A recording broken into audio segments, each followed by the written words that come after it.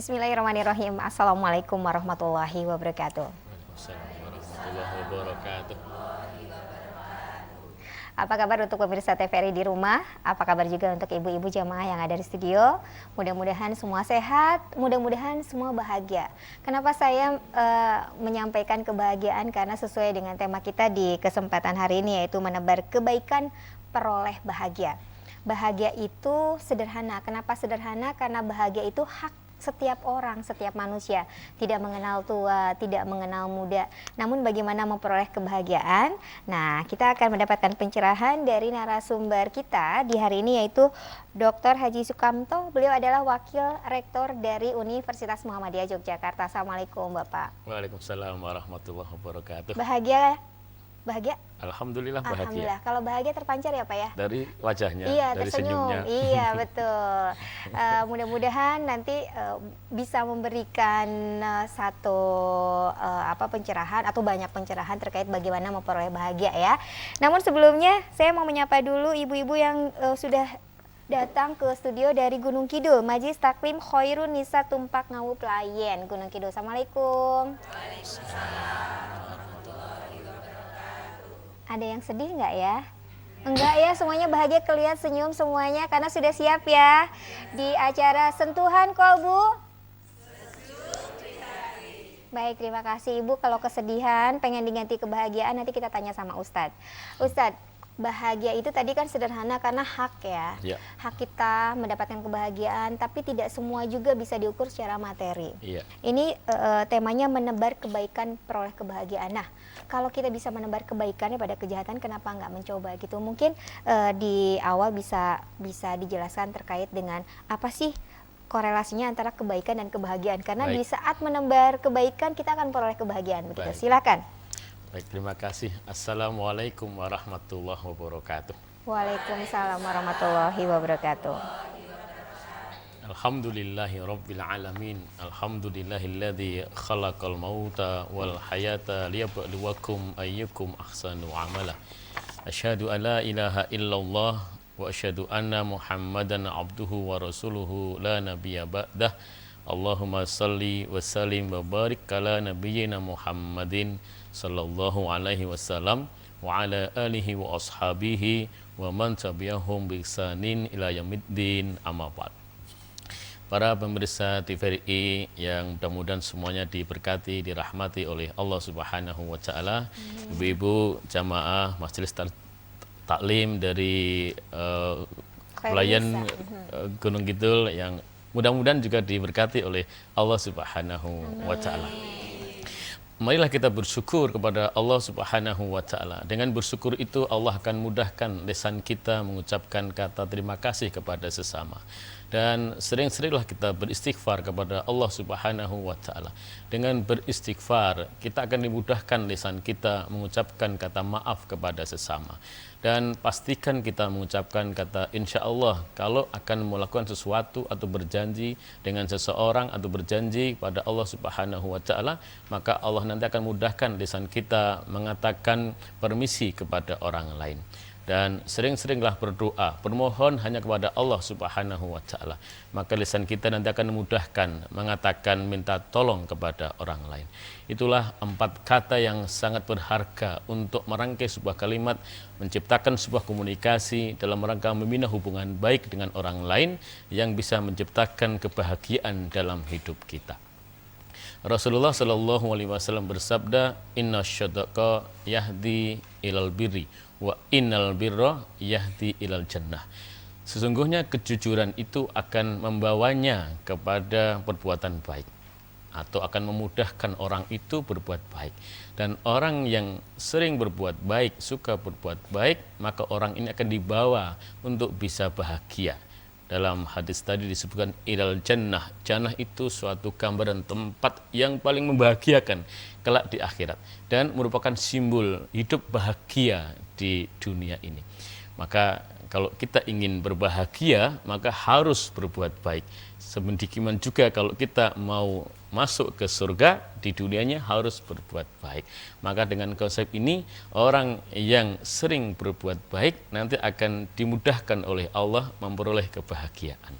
Dan kebahagiaan itu tidak terletak pada wajah, tidak terletak pada harta, tidak terletak pada benda, karena sejatinya kebahagiaan itu letaknya ada di hati.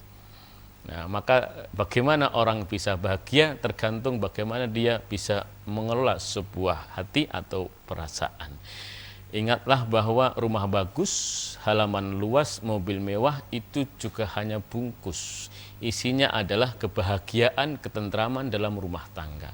Demikian juga pesta perkawinan yang mewah itu juga hanya bungkus. Isinya adalah cinta kasih, kesetiaan, dan tanggung jawab. Orang pergi ke masjid, pulang dari masjid, itu juga hanya bungkus. Isinya adalah ketaatan dalam menjalankan agama ini. Demikian juga ibu-ibu menggunakan pakaian yang penuh membungkus seluruh tubuh adalah bungkus. Isinya adalah kepribadian dan karakter yang baik. Nah, maka mesti kita harus fokus pada isi, tidak fokus pada bungkus. Maka berbahagialah orang-orang yang bisa mempercantik isi, dan nanti Allah akan mudahkan dia cantik luarnya. Gitulah kira-kira pengantar diskusi untuk segmen ini. Bagaimana kita menebar kebaikan untuk memperoleh kebahagiaan. Dan banyak sekali nanti yang bisa kita diskusikan, apa saja yang harus kita perbuat. Apakah berbuat baik itu harus dengan harta? Apakah berbuat baik itu harus dengan sesuatu yang sangat berharga? Nah, saya kira nanti sangat lebar peluangnya kita bisa diskusikan tentang hal ini. Baik. Saya kira gitu, terima kasih. Sangat menyejukkan apa yang disampaikan oleh Ustadz Dr. Haji Sukamto gitu ya. Berbuat baik itu sepertinya sederhana, tapi juga tidak semua orang bisa melaksanakan secara sederhana yang apa yang kita sampaikan. Ustadz bisa menjelaskan bahwa tadi bahagia itu letaknya di hati. Tapi hidup itu kan beragam, hidup itu juga banyak pilihan. Ada banyak hal juga yang menyebabkan tadinya pengen baik jadi tidak baik misalnya, begitu ya. Pegangan apa yang harus dilakukan di saat kita menerima di lingkungan sekitar pengaruhnya yang tidak baik, atmosfer yang cukup tidak membuat nyaman misalnya gitu. Adakah benteng-benteng yang perlu kita kuatkan gitu ya untuk bisa tetap istiqomah melakukan hal-hal yang baik? Ya, adalah benteng keimanan bahwa segala sesuatu yang kita lakukan nanti akan dipertanggungjawabkan di mata Allah Subhanahu wa taala, dan kesadaran kita atas hidup ini bahwa hidup ini adalah ujian bagi Allah untuk menguji umatnya ini apakah dia mau berbuat baik atau tidak. Quran surat Al-Mulk ayat yang kedua, alladzi khalaqal mauta wal hayata liyabluwakum ayyukum ahsanu amala.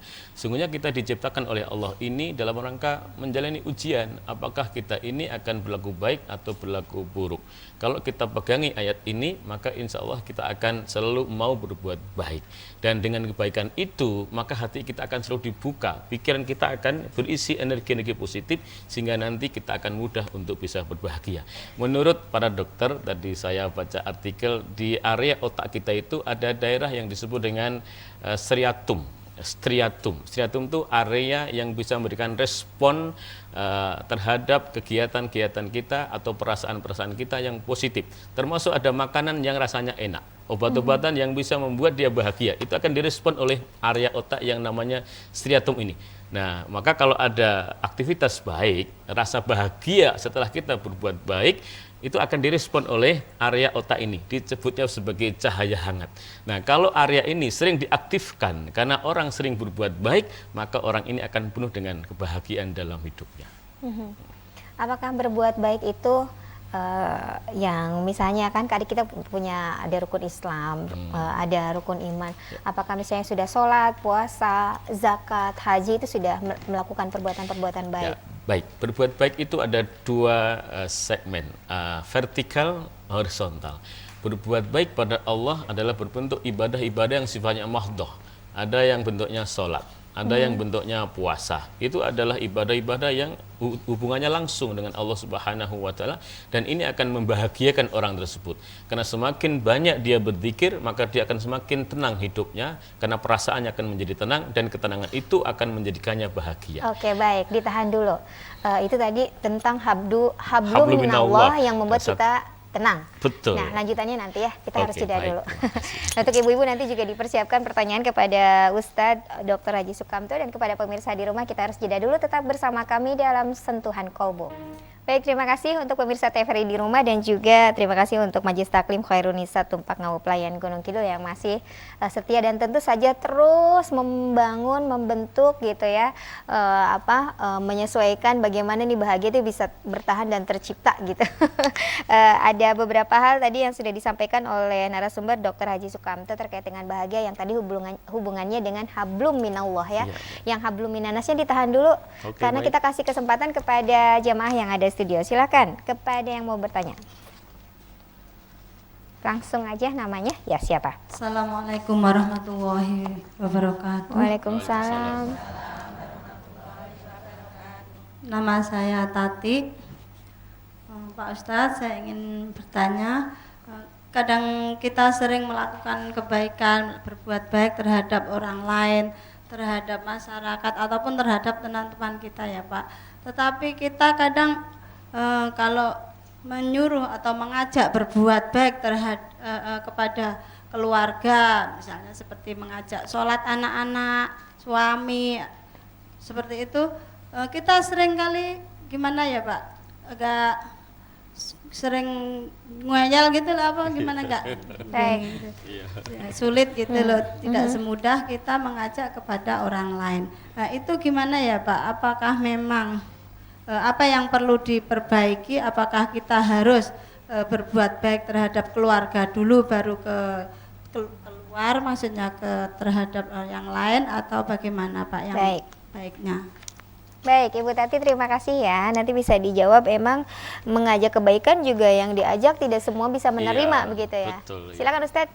Ya, baik. Memang berbuat baik itu tidak mudah, tidak semudah yang kita ucapkan. Maka Allah itu memberikan panduan untuk kita bahwa semua yang kita lakukan itu mesti harus didasari atas keikhlasan. Wa ma umiru illa liya'budullaha mukhlishina lahuddin. Allah tidak menyuruh kita untuk beribadah, untuk berbuat beraktivitas di dunia ini kecuali landasannya adalah ikhlas, karena Allah Subhanahu wa taala menjalankan agama ini. Maka itulah ujian hidup kita untuk menjalankan segala aktivitas berbasis keikhlasan. Kalau orang itu sudah bisa ikhlas di dalam berbuat, nah baru Allah kasih kebahagiaan dalam hidupnya. Nah, orang yang tidak pernah ikhlas di dalam berbuat baik, nah maka tidak disebut dengan amal soleh, maka mereka tidak akan diberikan kebahagiaan di dalam hidupnya. Maka memang ibu ketika meminta orang lain atau mengajak orang lain, mengajak anak, mengajak suami, memang harus dilakukan dengan penuh keikhlasan, berharap hanya kepada Allah Subhanahu wa taala. Yang kedua, itu harus dengan kesabaran. Kita harus mampu bersabar, menahan diri, menunggu orang lain itu berproses. Karena untuk bisa berbuat baik itu perlu waktu, dan masing-masing orang tentu tidak sama untuk mau berbuat baik itu. Kalau semulanya tidak begitu baik, kemudian tiba-tiba suruh berbuat baik, itu perlu proses. Tidak mudah untuk membalikkan hati, membalikkan perasaan, mengubah keinginan untuk tiba-tiba berbuat baik. Begitu. Nah, maka marilah kita bersama-sama ketika kita berbuat baik, ya harus kita landasi hanya mencari ridha Allah Subhanahu wa taala. Contohnya ibu pagi-pagi memasak, kemudian tiba-tiba ketika masakan sudah siap, suami bilang, aku ini tergesa-gesa, segera berangkat. Kira-kira ibu marah atau tidak? Marah. Kalau ibu masih kesel, masih kecewa, berarti memasaknya tadi belum ikhlas. Ibu menjalankan tugas sebagai istri tadi hanya karena suami supaya senang, bukan karena mencari keridhaan Allah Subhanahu wa taala. Yang kedua tadi kesabaran, ya. Memang orang butuh berproses untuk menjadi baik, begitu. Oke, baik. Apapun nanti responnya tetap ikhlas dan sabar ya, karena nggak mungkin langsung instan ya gitu ya Ustaz ya. Iya, nggak bisa langsung instan karena orang membutuhkan waktu untuk menjadi baik. Nah, berproses. Baik, kita kasih kesempatan lagi ya untuk pertanyaan yang lain, silahkan. Silakan Ibu. Mhm. Ya, silakan Bu. Assalamualaikum warahmatullahi wabarakatuh. Waalaikumsalam warahmatullahi wabarakatuh. Nama saya Ibu Suwarti. Sebetulnya yang saya mau tanyakan hampir sama oleh itu Ibu Tati. Namun yang karena ya sudah terjawab, yang saya tanyakan di sini bagaimana kita melakukan kesabaran di dalam masyarakat banyak, karena kita sering mengajak kebaikan itu belum tentu diterima, malahan kita mencontohkan umpama cara berpakaian, kalau ibadah di masjid itu malah sering tidak diterima, itu cok alim, cok gitu. Bagaimana Pak caranya untuk bersabar? Assalamualaikum warahmatullahi wabarakatuh. Waalaikumsalam warahmatullahi wabarakatuh. Kadang-kadang dalam mengajak kebaikan pun ya orang akan merespon like and dislike gitu ya, Pak ya. Betul. Pak, terkait dengan sabar dan ikhlas nih, memang apakah ada wujudnya indikator ini orang udah ikhlas, ini orang udah sabar, dan kita sendiri bisa nggak? Kita sendiri bisa nggak bisa menentukan gitu ya? menilai-nilai kesabaran dan keikhlasan kita? Silakan. Baik, kalau dari sudut pandang perintah Allah sangat jelas ya, wasta'inu bisyabri wassalah. Ya, kita diperintahkan oleh Allah untuk meminta, untuk berbuat itu ya dengan penuh keikhlasan. Mintalah kepada Allah melalui sabar dan sholat. Itu perintah Allah Subhanahu wa ta'ala. Nah, bagaimana menjadikan kita ini sabar? Menurut para ulama, kita ini diajari supaya bersabar dalam 3 keadaan. 1, sabar ketika berbuat baik. Jadi untuk berbuat baik saja butuh kesabaran, karena orang yang kita beri perbuatan baik itu belum tentu menerimanya sebagai sebuah kebaikan. Nah, maka itu butuh kesabaran. Maka cirinya atau indikatornya orang ini sudah mampu berbuat baik atau belum, ketika selesai dia berbuat baik pada orang lain, maka dia tidak mengharap, termasuk tidak mengharap ucapan terima kasih. Nah, maka kalau dia berbuat baik, orang lain justru mencaci maki, tidak berterima kasih, dan dia tidak kecewa, dia tidak sakit hati, nah barulah dia disebut sudah berbuat baik. Tapi ketika berbuat baik, orang lain tidak memujinya, apalagi malah mencaci makinya, kemudian dia sakit hati, berarti dia kurang di dalam berbuat baiknya, kurang sempurna di dalam berbuat baiknya. Yang kedua itu adalah kesabaran ketika menjauhi larangan. Jadi menjauhi larangan itu juga butuh sebuah kesabaran. Ya, karena bisa jadi dulu kebiasaannya buruk, tiba-tiba dia meninggalkan kebiasaan buruk itu, kemudian temannya itu mengejeknya, tumben kamu sekarang sudah nggak bermain ini, begitu ya. Nah, itu dia diajak pula, itu juga butuh kesabaran. Nah, kesabaran ketiga adalah ketika ditimpa musibah. Nah, orang hanya rata-rata memahami yang ketiga ini, bahwa ketika ditimpa musibah itu baru dibutuhkan kesabaran. Padahal kesabaran ada 3 itu. Maka ketika ibu, ya kita semua berbuat baik dan orang lain itu tidak menganggap kebaikan kita ini sebagai sebuah kebaikan, ya kita harus tetap bersabar, karena kita berbuat seperti tadi itu hanya untuk Allah Subhanahu wa ta'ala, dalam rangka hanya memohon keridhaan Allah Subhanahu wa ta'ala. Dengan keridhaan itu maka Allah akan turunkan kebahagiaan, yang kebahagiaan di surga itu dicicil sejak kita di dunia ini. Baik.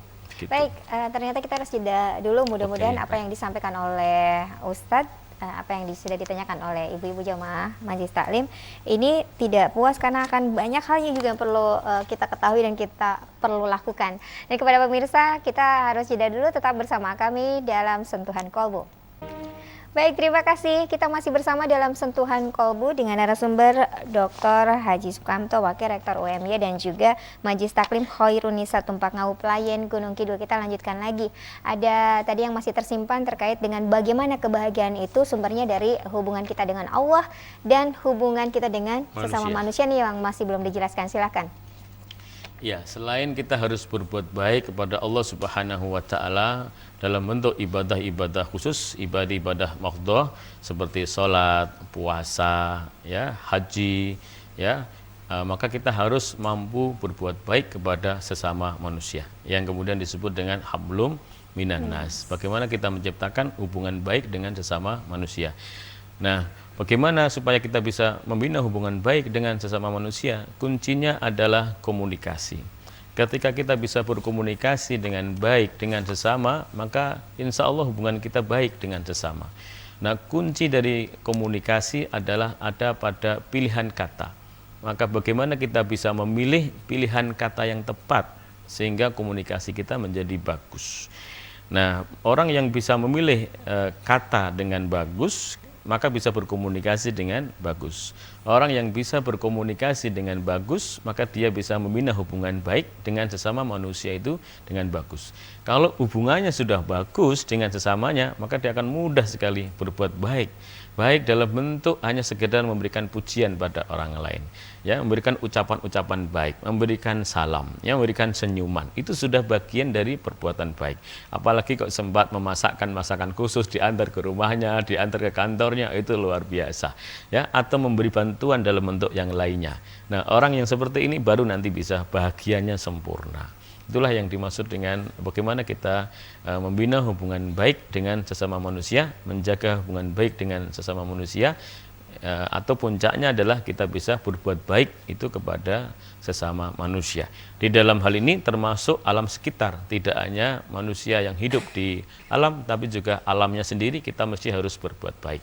Baik itu bentuknya tumbuhan, baik itu bentuknya hewan, kita harus bisa berbuat baik. Maka lihatlah nanti bisa dicari di Google, ya, atau dicari di artikel yang lainnya, bahwa orang itu ada yang berbuat baik hanya kepada hewan saja, mampu mendapatkan kebahagiaan yang puncak. Ada orang bahagianya ketika memelihara tanaman, itu juga bisa bahagia. Nah, maka siapa yang menebar kebaikan, baik itu kepada sesama manusia, baik itu kepada makhluk lain, misalnya hewan atau tumbuhan, orang itu pasti akan diberikan kebahagiaan oleh Allah Subhanahu wa Ta'ala. Ustaz, boleh ya bertanya tadi, orang yang misalnya berbuat baik pada hewan itu bisa menjadi kebahagiaan, dan ada banyak sekarang nih tips-tips gitu kalau ingin bahagia, yaitu menyalurkan dengan hobi misalnya. Iya, kalau hobinya ya masalah kemanfaatan kan mungkin setiap orang akan berbeda menyikapinya. Misalnya kita hobi jalan-jalan tapi manfaatnya sedikit gitu, itu masih disebut kebaikan nggak? Kebaikan, maka konsep dasar adalah khairun nas anfa'ahum linnas. Sebaik-baiknya manusia adalah yang bermanfaat untuk lingkungannya. Nah, lingkungannya ini baik manusia, orang-orang, atau tumbuhan, atau hewan. Seberapa kecil atau seberapa besar yang dia bisa berikan kepada sekitarnya, itulah yang disebut dengan kebaikan. Dan Allah tidak hanya mengukur kuantitas, tapi Allah itu mengukur kualitas dari kebaikan itu. Maka bisa jadi jumlahnya sedikit, tapi kualitasnya tinggi, bisa menjadikan orang itu bahagia dengan ukuran yang lebih banyak. Nah, itu Allah akan hargai bahwa kebaikan itu tinggi, tidak saja karena jumlah, tapi karena kualitas gitu. Baik, hobi balapan gitu. Ya, dan orang bisa berbuat baik itu kalau ada passion, ya, kalau ada dorongan dari dalam. Nah, maka sebenarnya orang itu bisa memilih, ya, bisa memilih satu atau dua aktivitas yang dia punya passion di situ, dan dia akan fokus di situ, dia akan banyak berbuat baik di situ. Maka dengan kebaikan di titik itu atau di pilihannya itu akan bisa membuat orang yang lebih banyak lagi bisa bahagia begitu. Oke, baik. Yang terpenting tadi apa yang dilakukan itu ada kemanfaatan untuk yang lainnya, begitu ya, tidak hanya untuk diri sendiri tapi untuk sekitarnya. Iya, basicnya adalah keikhlasan. Kemudian yang kedua adalah penuh dengan kesabaran ketika melakukannya. Nah, yang ketiga tinjauan manfaat mesti harus kita perhatikan. Iya. Baik, Ustadz, ada sekitar 1 menitan lagi untuk menggali gitu terkait dengan ikhlas dan sabar. Dan tadi benteng bahwa menebar kebaikan itu pasti akan mendapatkan kebahagiaan. Karena kadang-kadang kita juga terpengaruh dengan respon dari sekitar gitu. Kita sudah berbuat baik tapi responnya kurang begitu baik gitu. Silakan. Nah, itu kembali lagi ke konsep dasar bahwa kita melakukan sesuatu tidak minta orang lain puji kita. Maka kalau kita tidak ditayangkan di TV, tidak diupload di media, ya, tidak disedot oleh kamera pun, kita harus tetap berbuat baik. Karena kita berbuat baik bukan karena kamera, bukan karena di syuting, bukan karena disiarkan di medsos dan sebagainya, tapi dasarnya adalah karena kita mencari keridhaan Allah. Dan dengan keridhaan itulah Allah akan beri kepada kita kebahagiaan. Maka orang-orang yang berbuat baik tanpa keridhaan nanti ujungnya tidak mendapat kebahagiaan. Justru karena tidak ikhlas mendapatkan kekecewaan. Misalnya dia berbuat baik tapi ingin dipuji oleh orang, maka dia undang kamera, ya, untuk syuting. Ternyata tidak disiarkan, dia kecewa dia. Nah, karena niatnya karena sesama manusia, bukan karena Allah Subhanahu wa Ta'ala. Sedikit kalau begitu kan ini terkait dengan sekarang banyak pencitraan gitu ya. Kalau pencitraannya memberikan manfaat gimana, Ustadz? Ya, nah kalau pencitraannya memberikan manfaat, tapi tidak dilakukan dengan keikhlasan, maka Allah hanya akan beri kebaikannya sebatas di dunia saja. Itu yang disebut dengan kebaikan yang terputus. Karena kebaikannya hanya terputus di dunia, tidak sampai di akhirat. Maka nanti kalau kita kaji Quran, kata iman selalu disambung dengan amal soleh. Maka yang disebut kebaikan yang sesungguhnya adalah ketika kebaikan itu didasari atas amal soleh, dan itu sampai akhirat. Tidak didasari atas keimanan, berhenti sampai di dunia. Baik, terima kasih banyak Dr. Haji Sukamto, Wakil Rektor dari Universitas Muhammadiyah Yogyakarta. Mudah-mudahan apa yang kita lakukan bukan satu kebaikan yang terputus, tapi kebaikan yang akan dibawa ke akhirat nanti dan menjadi pahala di surga nanti ya. Kami aturkan terima kasih kepada ibu-ibu Majelis Taklim Khairunisa Tumpak Ngawu Pelayan Gunung Kidul. Mudah-mudahan kita bisa bersama kembali mendapatkan pencerahan dari narasumber. Terima kasih Dr. Haji Sukamto. Mudah-mudahan di kesempatan kita bisa suka kembali, dan kepada pemirsa di rumah, mudah-mudahan kita selalu bisa menebar kebaikan agar kita selalu bahagia. Terima kasih. Assalamualaikum warahmatullahi wabarakatuh. Waalaikumsalam warahmatullahi wabarakatuh.